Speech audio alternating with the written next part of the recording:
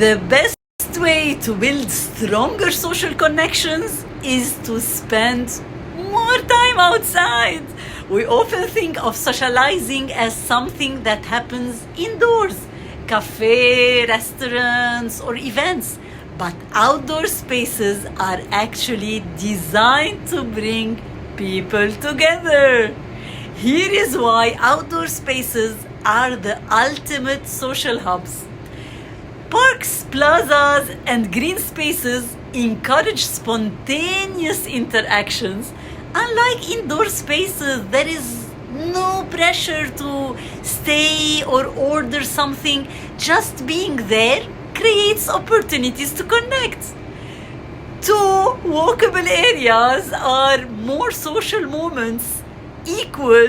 Like the more we walk in our neighborhoods, the more familiar faces we see. Over time, small interactions build a sense of belonging.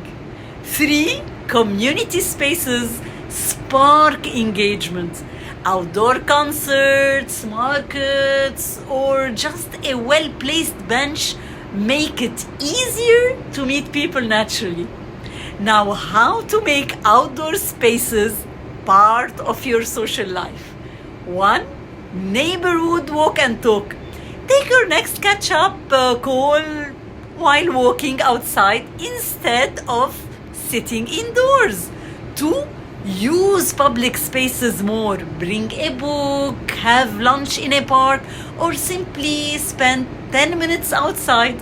Just being present increases the chance of spontaneous chats.